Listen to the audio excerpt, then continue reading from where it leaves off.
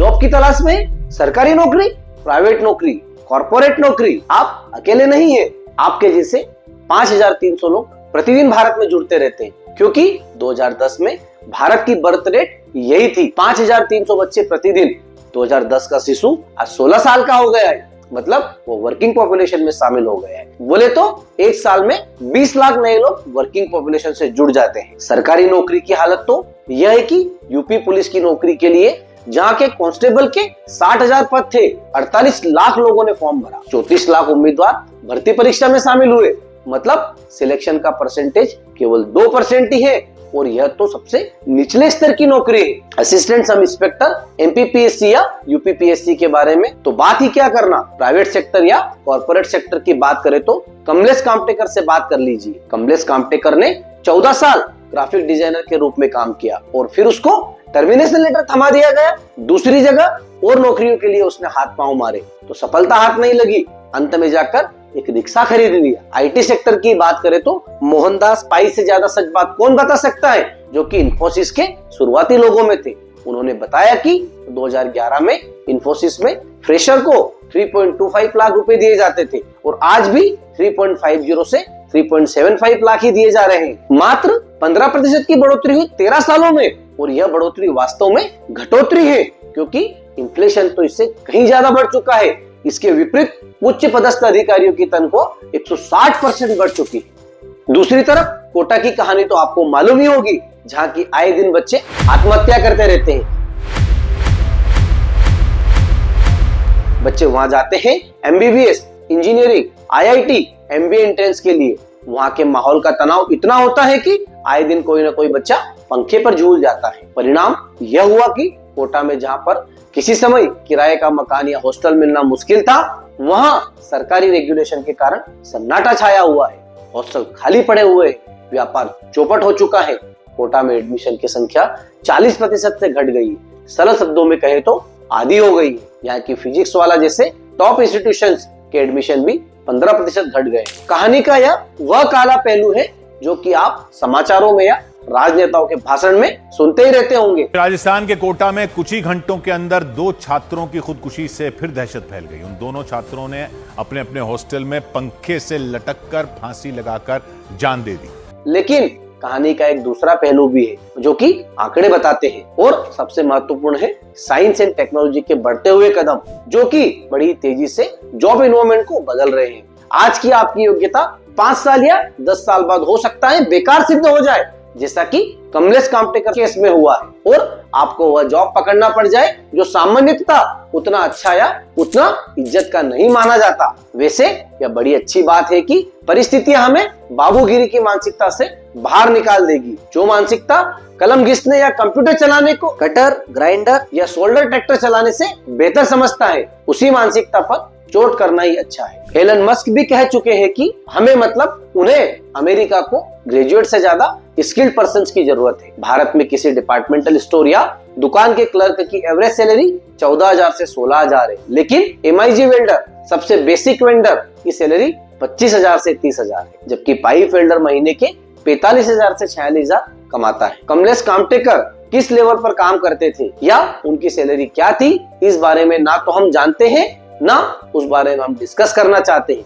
लेकिन अपने first hand experience से हम आपको यह बता सकते हैं कि महीने के 2-2.5 लाख कमाने वाले आईटी प्रोफेशनल्स को भी ले ऑफ या छटनी का डर रहता है। गूगल, इंटेल, सिस्को से लेकर वॉक्सवैगन जैसी कंपनियों ने छटनी की है। आपको लगेगा कि पिक्चर सिनेरियो बात बड़ा ही डरावना या ग्लूमी है, लेकिन ऐसा नहीं है। स्थिति चैलेंजिंग जरूर है, लेकिन बुरी नहीं है। स्टैंडर्ड ऑफ लिविंग काफी बढ़ चुका है और आगे भी धीरे धीरे बढ़ता ही रहेगा। आज के छोटे छोटे बच्चे भी लेस या वेफर्स खरीदने में उतना खर्च कर देते हैं जितना कि बचाने के लिए हमारे पिताजी 5 किलोमीटर पैदल चल देते थे। और हम अपने पुराने वीडियो में आपको यह बता ही चुके हैं कि जॉब्स की कोई कमी नहीं है, लेकिन उन जॉब्स के लिए जो स्किल्स जरूरी है उसकी कमी है, चाहे सॉफ्टवेयर डेवलपर हो या क्रेन ऑपरेटर या high voltage welder. Standard of living में शहरी और ग्रामीण क्षेत्र का फर्क घट रहा है। एसबीआई की रिपोर्ट के अनुसार 2009 के मुकाबले 2024 में शहरी और ग्रामीण क्षेत्र का डिफरेंस 88% से घटकर 68% रह गया। इसी तरह ग्रामीण क्षेत्र में अपने आप में इनकम गैप में 20% की कमी आई। शहरी क्षेत्र का इनकम गैप में 25% की कमी आई। आज शहरी और खेतिहर दोनों ही मजदूरों के पास बाइक है और बाइक पर ही वह काम पर जाता है या आस पड़ोस की रिश्तेदारी में जाता है। निर्मला सीतारमण ने अभी कुछ चीजों पर टैक्स लगाया तो मिडिल क्लास ने रोना शुरू कर दिया। यह वह मिडिल क्लास है जिसके पास 4 पहिया गाड़ी है, जिसकी कीमत 5 से 15 लाख तक की है, लेकिन अपने शेयर मार्केट में इन्वेस्ट किए हुए पैसे पर वह टैक्स देना नहीं चाहता है। गौर करने लायक बात यह भी है कि कुल जॉब्स का केवल 1/4 या 25% जॉब्स पर ही ऑर्गेनाइज सेक्टर में होता है, जहां पर कर्मचारियों को provident fund, medical leave, maternity leave इत्यादि दी जाती है, अर्थात छुट्टी का भी पैसा मिलता है। बाकी 75% लोगों को काम पर जाने पर ही पैसा मिलता है। जिस दिन काम पर नहीं उस दिन पैसा नहीं, बोले तो डेली वेजेस। ऑर्गेनाइज सेक्टर का भी केवल 10% गवर्नमेंट सेक्टर में है, अर्थात गवर्नमेंट जॉब्स केवल 2-2.5% है और उसमें भी कहीं रिक्तियां खाली है, अर्थात पद है लेकिन सरकार उनको भर नहीं रही है। नीचे दिया हुआ चार्ट बताता है कि केंद्र सरकार में लगभग 10 लाख पद खाली है। मनमोहन सिंह की सरकार हो या मोदी की सरकार, रिक्त पदों की संख्या बढ़ती गई है। 2014 में जब चुनाव की घंटी बजी तो मनमोहन सरकार ने कुछ पदों को भरने की कोशिश की, लेकिन मोदी सरकार यह समझ चुकी है कि सरकारी 1-2 लाख पद भर देने से जॉब सिनेरियो पर कोई बहुत बड़ा फर्क पड़ने वाला नहीं है। केंद्र सरकार के 10 लाख पद तो खाली है ही, राज्य सरकारों के पास भी 30 लाख पद खाली पड़े हुए हैं। अब ये 30-40 लाख पद केंद्र और राज्य सरकारें मिलकर भर भी देते तो केवल ऊंट के मुंह में जीरा साबित होगा। आप जानते ही हैं भारत में एम्प्लॉयबल लोगों की संख्या कितनी है? 100 करोड़। सन 2014 से 2022 के बीच 22 करोड़ लोगों ने सरकारी नौकरी के लिए आवेदन दिया और इसमें से सिलेक्ट हुए 7,22,000, मात्र 0.33%। 15 साल से लेकर 64 साल की उम्र के आदमी को एम्प्लॉयबल माना जाता है और इनकी संख्या भारत में 100 करोड़ है, लेकिन इनमें से कई लोग 55 साल के बाद काम करना ही नहीं चाहते, अर्थात रिटायर हो जाते हैं। कई लोग अर्थात शिक्षित युवक 25 साल की उम्र तक नौकरी नहीं करते हैं। भारत में अनेक महिलाएं भी काम नहीं करती हैं, गृहिणी बनकर घर का काम संभालती हैं और इसलिए 100 करोड़ एम्प्लॉयबल लोगों में से 60 करोड़ लोग काम कर रहे हैं। लेकिन इन सारी बातों के बावजूद भारत में अनएम्प्लॉयबिलिटी या बेरोजगारी की दर घट रही है। ILO की रिपोर्ट में क्रिस्टल क्लियर हो जाता है कि 2004 से ही यह दर धीरे धीरे लगातार घट रही थी, लेकिन 2016 से यह घटने की दर बहुत तेज हो गई।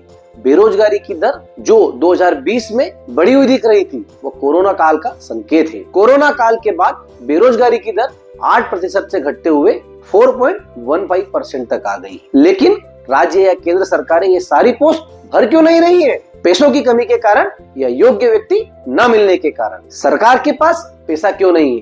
क्योंकि सरकार को खर्च करना पड़ता है सब्सिडी पर, सरकार को खर्च करना पड़ता है मुफ्त राशन पर, और यदि सरकार इन पर खर्च ना करे तो सरकार गिर जाएगी, वापस सुनकर नहीं आएगी। अभी तक तो करोड़पति से रोडपति सबको यह सुविधा उपलब्ध थी।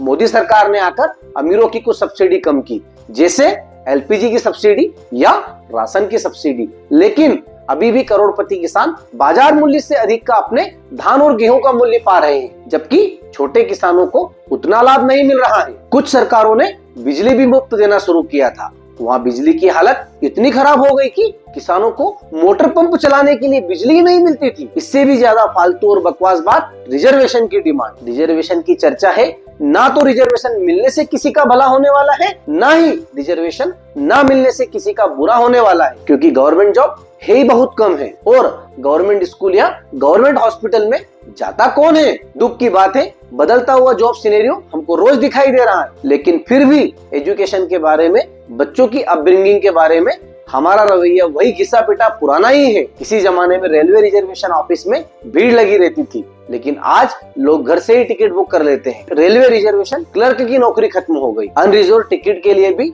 टिकट वेंडिंग मशीन आ गई है। टाइपिस्ट की नौकरी तो इसके पहले ही खत्म हो चुकी है। जनरेटिव AI या सरल शब्दों में कहें तो चैट GPT के कारण ट्रांसलेटर का काम बहुत कम हो गया है। इस प्रकार कार्टूनिस्ट और चित्रकार का काम कम हो गया है, क्योंकि AI विवरण के आधार पर चित्र बना देता है। एनिमेशन या वीडियो भी बनाने लगेगा तो ग्राफिक डिजाइनर की नौकरी तो गई। जॉब इन्वायरमेंट लगातार बदलते ही रहेगा और इसलिए सरवाइव करने के लिए बेसिक स्किल्स, लॉजिक थिंकिंग और सोशल इंटरेक्शन में निपुण होना ही पड़ेगा।